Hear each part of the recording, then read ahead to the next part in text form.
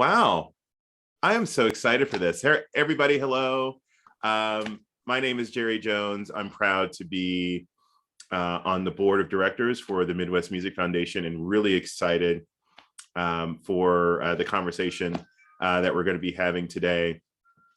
As someone who's spent the last 15 years working on issues of health equity and access and just seeing firsthand just the impact on the lack of access and equity that musicians are facing for health services. It means a lot to be a part of this conversation and obviously a part of this organization, which is why I'm super excited to introduce you to my friend and colleague and co-laborer in this work, Kara Joy Werner. And Kara, take it away. Jerry, thank you. I also want to say thank you for reaching out to me. It is an honor to be here when you let me know that y'all were looking for someone that could come in and talk about mental health in musicians. Specifically, this organization means so much to me. Obviously, there's not a day that goes by that I don't think about Abby. Abby had such a profound impact on my life through her friendship. I still will catch myself sometimes when I'm faced with something challenging, doing the whole WWAD, what would Abby do here? So Abby was just such a force and so missed. And so when this opportunity came up, things kind of came full circle for me here, like having this chance to have this discussion about mental health and wellness. Music and books have always saved my life since I was a young kid. I have so much respect for probably so many of the musicians that will maybe be watching this. And it just means a lot to me that I am now in a place where I'm able to hopefully be able to give back in some way today. So thank you so much for thinking of me, for having me. Thank you, MMF, for everything that you do in Kansas City. I'm getting a little, we just probably should jump in. Okay, so today we're going to be talking about mental health and wellness, specifically for music makers. A little bit about me. My name is Kara Werner. I am a therapist here in Kansas City in private practice. We are actually in my telehealth therapy room as we speak. My pronouns are she, her. And there's a little bit about me here, but I truly do believe that therapy should be person-centered, holistic, centered in curiosity, and it has to be rooted in authenticity and trust. I have been engaged in activism and advocacy work centered in racial and social justice, as well, more recently in gun violence prevention for about 20 years. I am fully committed to anti-racism. I stand with the LGBTQ plus community, Black Lives Matter, and I am neurodivergent affirming.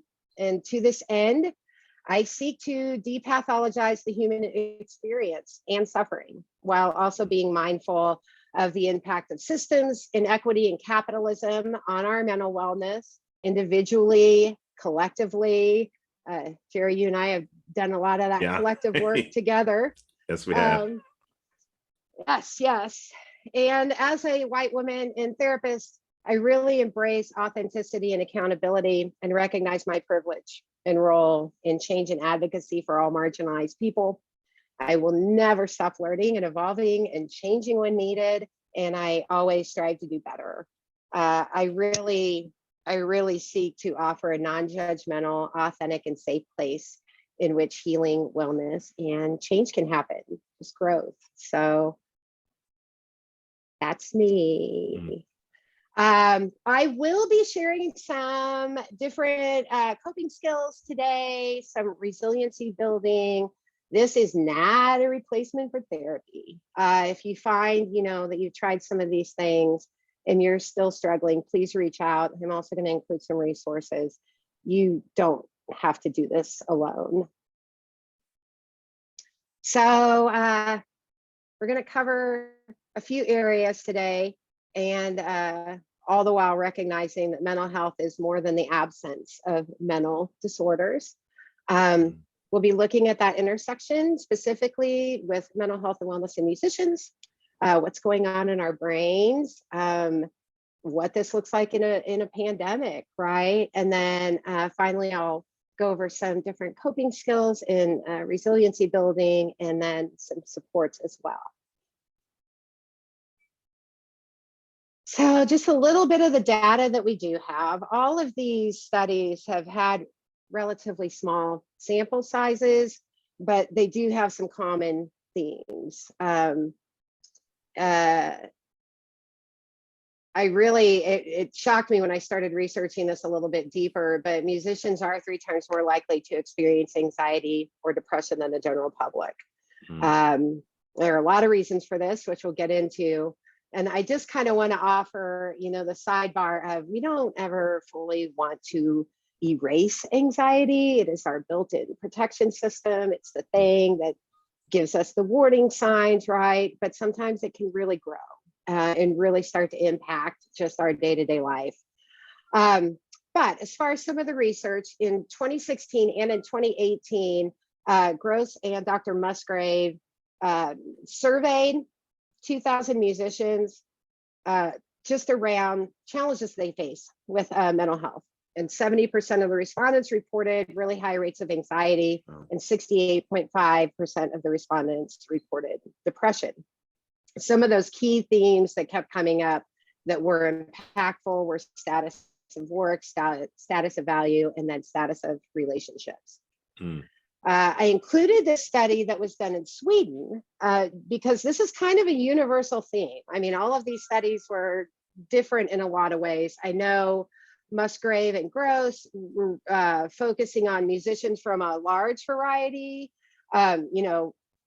artists who have quote unquote made it, all the way to working artists that are just performing more locally and not touring. So they had a really broad range of musicians that they studied.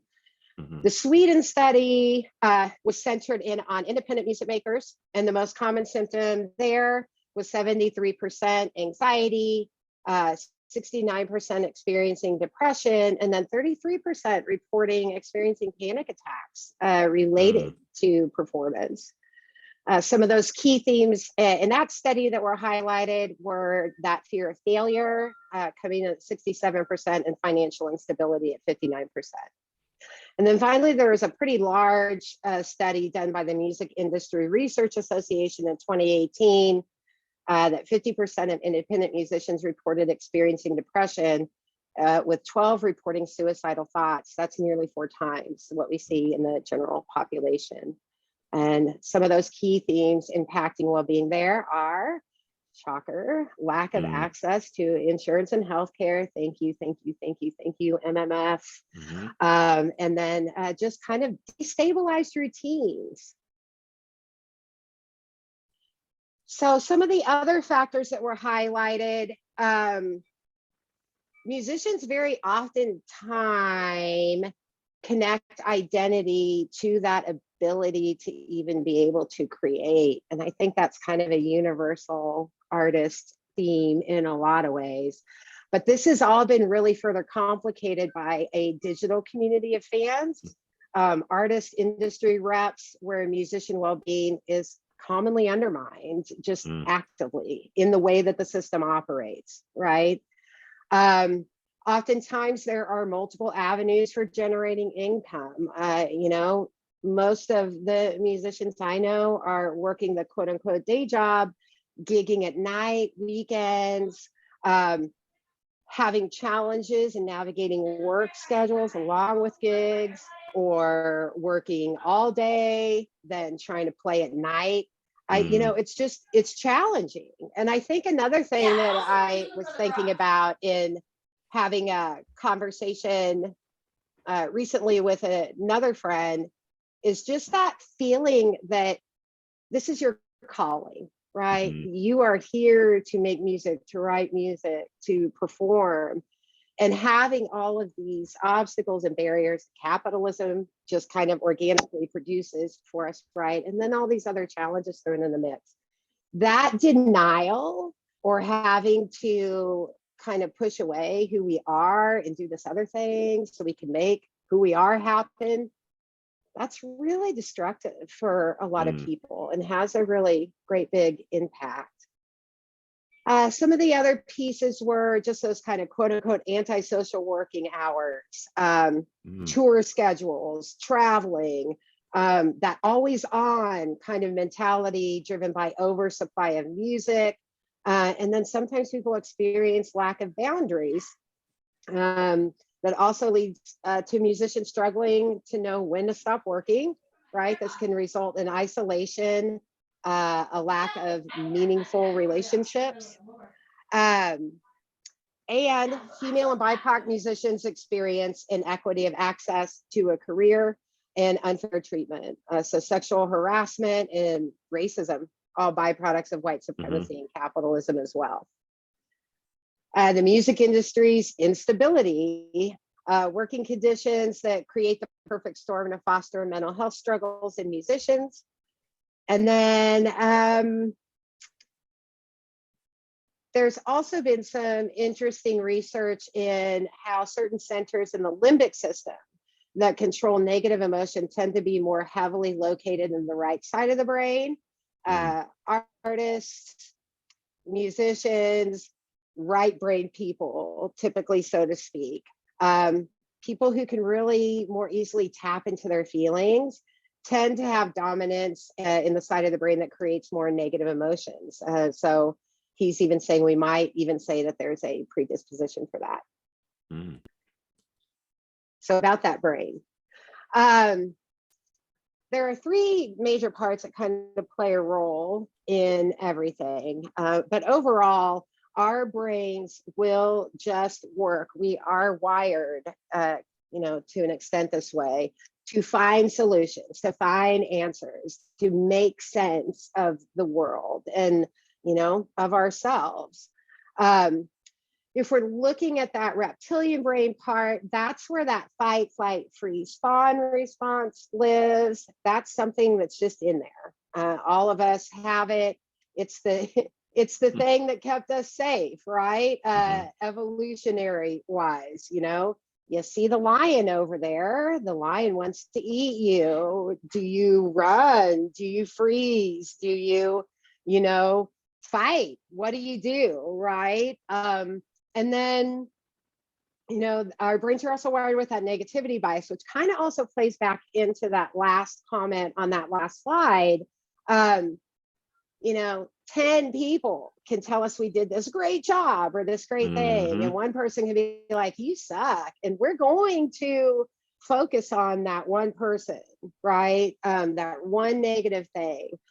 So it does take intentionality and effort to really work through that. Notice when it's happening, right? That's where mindfulness can really come in and be such a great tool. But I'm getting ahead of myself. So in thinking about some of those intersections of mental wellness and the pandemic specifically, I did want to talk a little bit about today, when, particularly with those numbers, right? Those statistics, that data that we know, things that musicians struggle with anyway, anxiety, depression. Now we've got this pandemic on top of it, right? And that brings in a whole other level of, a wide variety of, other emotions, experiences, ... Basically, I look at it like this. We have all been in low key survival mode for almost 2 years now. When we look at like surge capacity, that tends to be something we talk about in the context and realm of there's a natural disaster of some sort, right? A tornado, a Mhm. hurricane, something really horrible happens. emotions, anything that feels really traumatic, where we feel like we are in threat or in danger of dying. Usually it happens, and then we have a chance to kind of return back down to baseline. We have not had this opportunity yet during this pandemic. Obviously, this will impact people very differently. We've seen, how differently it has impacted people. Even if, as far as going, well, this isn't even a thing, I don't know why everyone's worried, to, other people taking really big safety precautions, right? So obviously this can be different for people, but I always like to talk about this because if some of these things are showing up for you and things feel a lot heavier and it's harder and your concentration is whack and you've got brain fog and you're just feeling all the feels, like, this is common. We have not experienced anything like this in our lifetimes. This is all new, right? And we are existing now in kind of the surge capacity, low-key survival mode. Still not really knowing if there's an end in sight. You add into that isolation. We are creatures that like to be together. Community is really important to us. Income impacts, right? Job losses, particularly with musicians, not being able to gig, right? Not being able to play out, not being able to connect with that thing that feeds them, that's their passion, that they love. There is a grief aspect. I don't see a lot of us talking about, not like on a wide scale, but, taking into consideration, a lot of us feel a big loss that we can't quite put a finger on. So, right, whether it is, that actual physical loss of losing someone during this pandemic, or of someone, dying and we can't even come together, right? All those things that we would normally do, the loss of, quote unquote, life as we knew it, our routines, our schedules, vacations. I mean, all of those things, there's grief. There's really a lot of grief attached to all of this as well. And then I think about, obviously, as I do, the community aspects of this, those ripple effects. This pandemic has been traumatizing to a whole lot of folks on a whole lot of different levels. And being able to recognize that and just name it. So as far as some coping skills, I don't know, Jerry, I did want to take a pause before we jump in here. Did you have any thoughts as I was talking through some of these pieces? Any questions? The thing that just stuck out to me was that notion of grief, like there's so many different aspects of grief, and even the inability to grieve collectively, the grief over the loss of things or people, routine. And it's something, until you mentioned it just now, like, it's not even something I'd ever really heard voiced in all of the conversations around this. It's something that seems novel, but also seems very like, well, of course that would be a challenge, but we don't want to, and I think that's the largest societal challenge, that we just don't, as a society, like to process or talk about grief or make room for it. Yeah. Or anything that's uncomfortable, right? Yeah. I mean, that is one of the things that I see over and over and have experienced myself, right? This hurts, this sucks, I'm shoving it down, I'm putting it over here, the show must go on, right? The trouble with that is it's going to keep coming up until, we address it, right? It's going to keep showing up, it's going to keep being there. So, but absolutely. And I guess this is probably my brain jumping way ahead, but I'm thinking of what this looks like when we get to the other side of this, for like PTSD type symptoms that will likely arise. I think of grief tends to show up when there's some sort of resolution to the thing, right? So maybe Yeah. that's why we're not talking about it yet.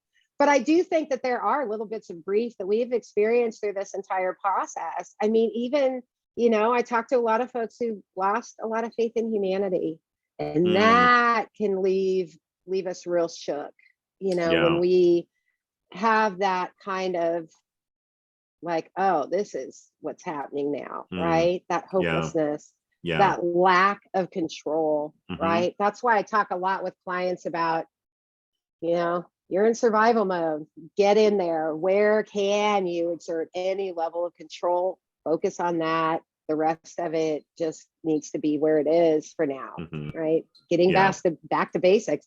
Yep. I know self-care has this terrible rap, but sometimes self-care really means drinking enough water in a day. It really means maybe you're taking a nap when you need it.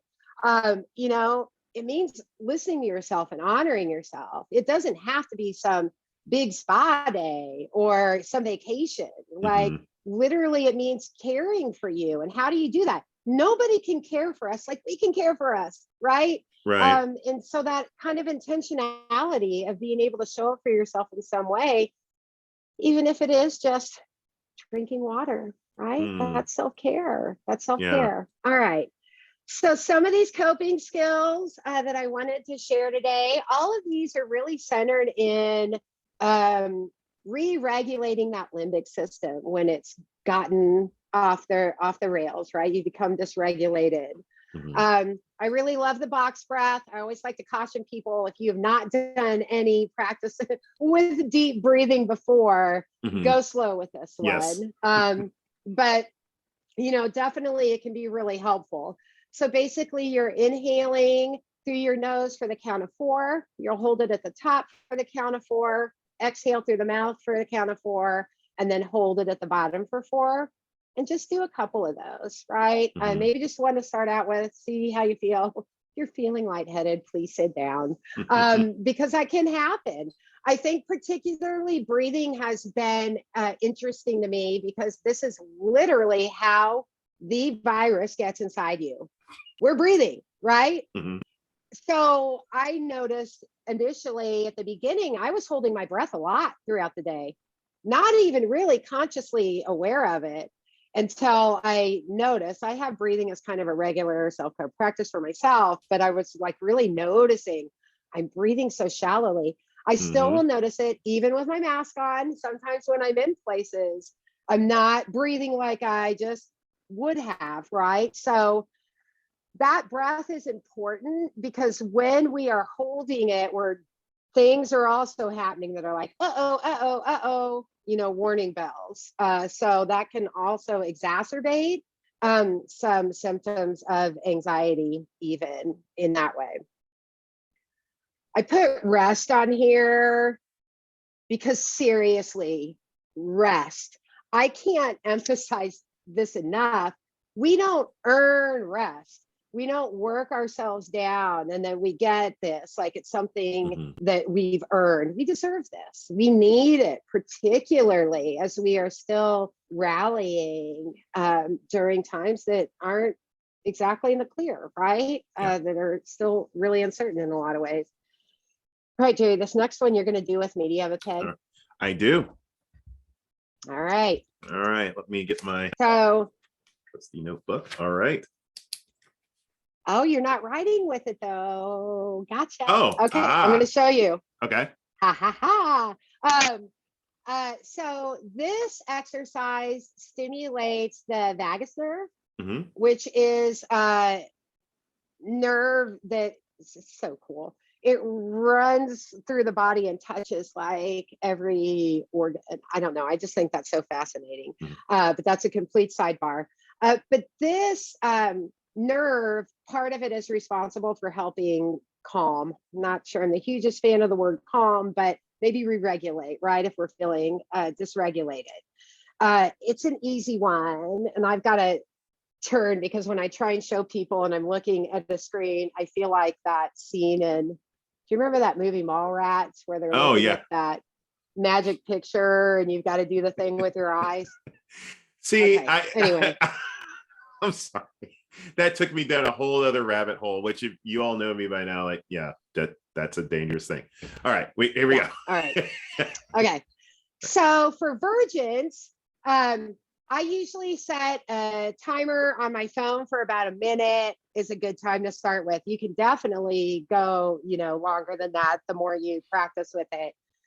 But just starting out at about a minute. I also make sure that my alarm tone when it goes off isn't, something like, it's something lovely and lilting and calming, because you don't want to do this and then like bounce yourself back into reality with something alarming. Anyway, so you'll hold your pen about 6 inches in front of your face in your line of vision.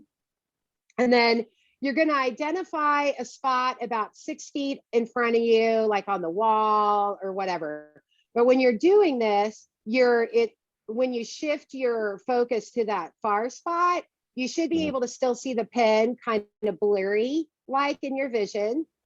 And then literally all you do is move your focus from the tip of the pen, hold it for like 3 to 5 seconds, and then shift your focus to far, 3 to 5 seconds, back to the tip, and you just focus near far,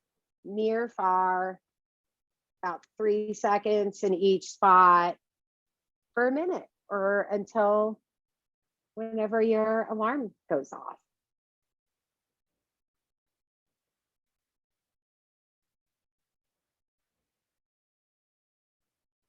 So we're doing this now, right? You still are. I want to see if you notice any difference. I'm just watching you do it now. Oh.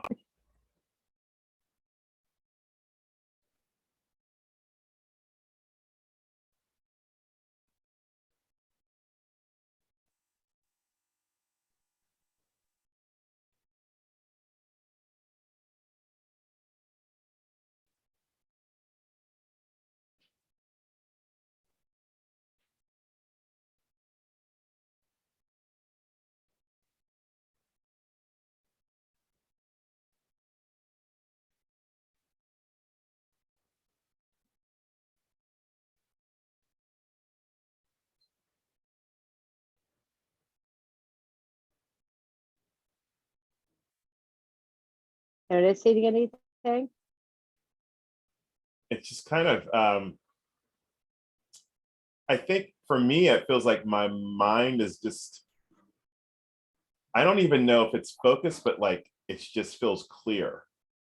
Like like the only things that seem to, I don't want to say the only things that seem to matter, but the things that seem to, my brain was just focused on the tip of this pen and I could see, I knew the tip of the pen was there when I'm looking at that thing. But I wasn't worried. It's weird. Like I didn't have to worry about whether or not this thing was there. And I wasn't worried. You know what I mean? Like, I'm like, oh yeah, it's there. But more importantly, like it became less about the pin in the little corner, but it was more about like, I'm here. I am intentionally moving my focus now to that spot. And I am choosing now to come back to this spot. It was like intention, like there was this sense of intention that as I kept doing it, I'm like, oh yeah, like it's kind of like the notion, are we really doing this? Yeah, we're really doing this. Like yeah. But yeah, it was yeah, I've never done that before. But that's a great I don't know, one. kind of that's one I'll use a lot at the end of session if it's been particularly heavier, right? To help just help get back to baseline.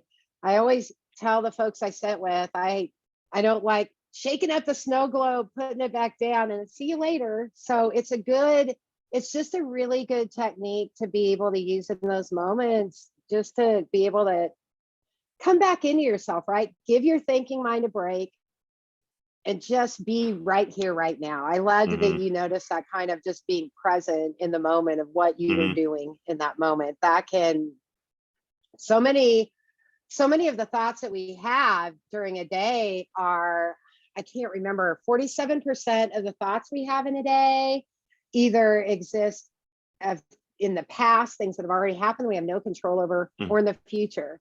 So things we're worried about, things we're trying to problem solve for.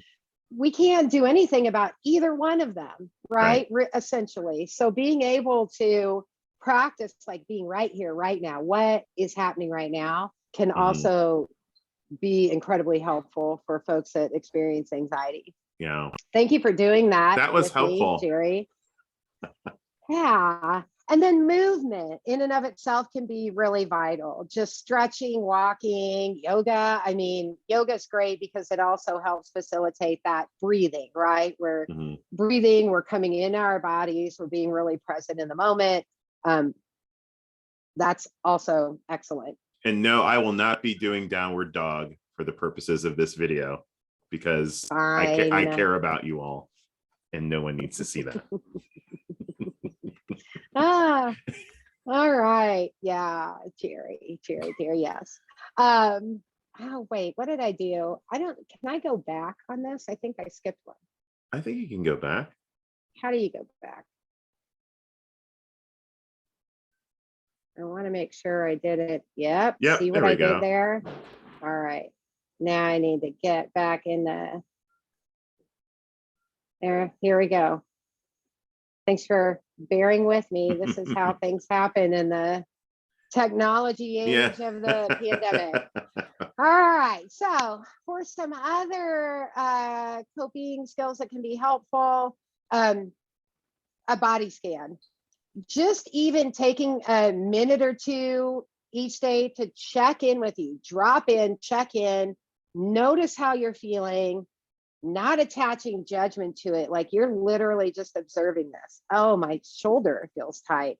Okay, cool. Do I need to relax my shoulders, right? But basically, you just get in a comfortable position. Maybe you're doing some breathing along with this, and you're scanning, starting at your feet, up your body, just to kind of check in with yourself and see how you're feeling. Releasing any tension. Some people find it really helpful to kind of visualize that tension floating away. Breathing into that spot, so to speak, can be really helpful. As far as thoughts, I know that when anxiety spikes for some people, it's hard. It just feels like the thoughts are coming and they won't stop. We have tens of thousands of thoughts in a day that are just kind of running around in there. And also defining what our experiences are, right? So beginning to notice those thoughts, beginning to notice maybe the stories that we are telling ourselves, labeling them. So again, you're taking a bit of an observer role here. You're not stepping into the thought, going with it, it's spiraling, and then there you are.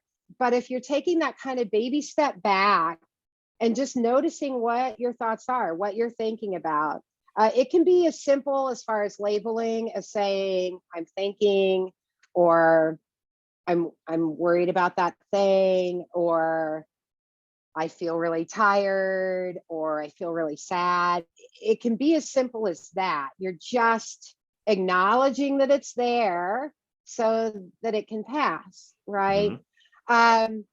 Mindfulness practice is great.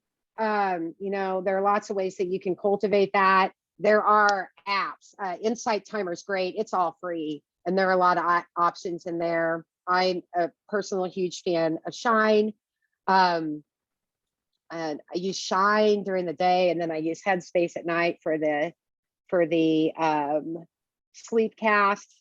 All of these apps should have, free options that you can get into, but Insight Timer for sure, everything is 100% free, and it's a huge catalog. So even if you're just like practicing, a 5-minute guided something, that is something. It's something. You can even incorporate learning mindfulness into your day by pairing it with something that you do every day. One that seems to be a favorite is when you're brushing your teeth. You are noticing what exactly is happening in that moment. What do the bristles feel like on your teeth? What does the toothpaste taste like? What does it feel like? What's the temperature in the room, right? All of those things are really helping to center in on exactly what is happening right now. So that's a good, people washing their hands too, because people do a lot of hand washing. So I'm noticing temperature of the water. What does the soap feel like? What does it smell like? Things like that can really help pull us back into what's happening right now. Feel your feels. You got to feel your feels. Yeah. Any of these coping skills can be helpful in allowing yourself to do that and not feeling overwhelmed. Again, if we avoid or ignore painful feelings, they're just going to keep coming back up. And sometimes it helps to have something that you're saying to yourself, to bring in that kind of aspect of self-compassion of like, this is just really hard right now. May I get through it the best that I can? Because sometimes that's all we've got, with so many things that are spinning, acknowledging that it's hard and doing the best that I can, right? Moving into some resiliency building, some things that help. I have feelings about resiliency too. I guess I get, I have that low key frustration that we're even in a position where we need to be doing any of these things. But, these things can be incredibly helpful in just building up resilience. So acceptance, not denying that you're struggling, accepting reality for what it is, and then also practicing self-compassion. Showing up for yourself with intention. Sometimes we have to actively seek out meaning. We have to actively seek out purpose. We have to, look for things that make us feel good and engage in them. Oftentimes that's really challenging when we're not in that space to want to do that, but that's also the most important time that can happen. Community is so important. Reach out, connect. We are social creatures. If there's any way to help prioritize relationships, avoid negative people, avoid things like doom scrolling. It's okay to just be like, I can't do this today. There are some days and some things, you just have to set it down and walk away. Spoiler alert, it's still all going to be here when you get back. So, really being intentional of what, again, those things that you can have a little bit of control over and what you can't. And then recognizing that change is inevitable. Everything is temporary. Feelings are temporary. Thoughts are temporary, right? They're going to come, they're going to go, they're going to come, they're going to go. Again, bringing back that focus into what you do have a little bit of control over. There's an exercise that folks I sit with like a lot sometimes in these situations where you just take a piece of paper and then you draw like a middle ring, another ring around that, another ring around that, and then working your way in, you're like writing in that outer ring what you have no control over. In the middle ring, you're writing in things that you can kind of influence, it could go either way. And then in that center, you're focusing in on like what you can or have the most control over. That can be a really helpful exercise because that's where you need to keep that focus, right? Yeah. A little bit further, boundaries for yourself and others, right? It's okay to say no. It's okay. Boundary work can be challenging at first, particularly if you're not used to setting those boundaries and whatnot. But boundaries can be your best friend. Grieving our losses, right? Grieving the loss of loved ones, loss of income, loss of life as we have known it. We talked about that a little bit earlier. Self-care. toxic positivity has been running rampant these last 2 years. And those are the things that kind of look like, well, just look at the silver lining. It could be worse. Well, great. That's fine. It could be. Absolutely. Yes, there could be a silver lining. And also, this is really hard. So just being able to kind of begin to recognize if those things are showing up in your space and being able to recognize them for what they are. But even spending 5 minutes a day on anything that looks like self-care for you is going to help create new neural pathways in any ways that we're showing up for ourselves. We're practicing any coping skills are only going to strengthen those neural pathways. Support. So, I've had so many calls from folks that are trying to find a therapist. Everybody's full. I've had so many conversations with people that want to reach out, but maybe they're not, right? There's a lot of stigma around mental health and therapy in particular still, which is really, really, really unfortunate. But, I get it too, right? This can be one of the scariest phone calls you're ever going to make. I've been there, right? I guess I'm also such a huge proponent of therapy as someone who has actively been involved in her own therapy. I know, I vividly remember making that call 4 years ago now. I'm trained in this. I went to school for this. I do this. And it was still, I found myself like, oh, I don't know. Right. So I get it. I'm getting ready to graduate from my own 4 years of intensive trauma therapy. I also, kind of knows what it feels like to be on the other side of some things that were really, really hard at times. And I hope that if there's anyone out here that's watching this or listening, seriously, please feel free to reach out to me if there's any way that I can help in answering any questions that you might have about therapy, what it is, what it isn't, what you're looking for, some questions to ask a therapist maybe. But these are some ways that you can go about finding a therapist. Therapy Den is a great site. Psychology Today is a great site. When you're searching these sites, depending on any sort of money considerations, look for sliding scale, pro bono, reduced rate. Mental health services can be really hard to access just because of the money. But I'll tell you this, I don't accept insurance for a whole lot of reasons with that entire system. But I do always make sure that I have reduced rate sessions available, and I will be doing pro bono sessions at some point, hopefully here in the near future.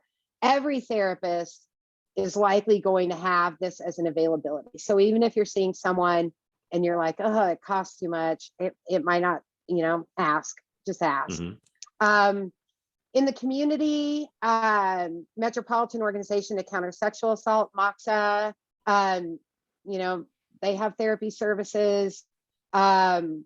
Casey Care Clinic, I know, is really linked into the community. I believe they have behavioral health services through the clinic, as well as probably being able to help access other resources. And then the Metro Council at mentalhealthkc.org, that's a big database that's searchable to be able to help find further supports in the community.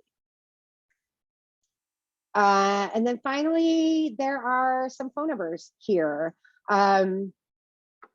Obviously, the Substance Abuse Mental Health Services Administration, National Suicide Prevention Lifeline, and then the Trans Lifeline, which is the first lifeline made for and by trans folks, which is super awesome.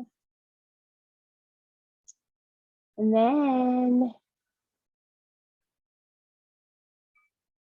I don't know why it's not going to my thank you slide. Oh, technology. Maybe my computer's probably being wonky. Yeah, the last slide is just a thank you slide. Thank you all so much for being here. Thank you for this opportunity, Jerry. And I mean it. Feel free to reach out to me. My email address is kara@bestyouevolution.com. My phone number is 816-663-9756. I'm on the web at www.bestyouevolution.com. And I am happy to I am really well connected in with a whole network of therapists here in Kansas City, and can also help people find, additional resources and referrals. So happy to help in any way that I can. And they can find you if they're on Instagram, is it just at Best You Evolution? Yeah. Facebook and Instagram also. Okay. Yep. Best You Evolution in both those places. I also have a Psychology Today listing, so I'm on there as well. Well, Kara, this has been extraordinarily helpful, and I am excited. There's your thank you. There it is. There it is. I don't know why I did that. And then there are the sources. In case anybody would like to see those as well. All right. Well, awesome. Sorry, Jerry, I did not mean to interrupt you. No. But this has just been wonderful, Kara. Thank you so much. And again, Kara mentioned it, but if any of these things are helpful and you want more, please feel free to reach out to Kara or someone else that might be able to assist you. This is why we're here. We want people to be their best selves, and we know that sometimes it's just not as easy to do that when by ourselves. So reach out for help. Reach out for help 100%. Thank you, Jerry. Thank you, MMF. All right. Thank you, and be well. You too.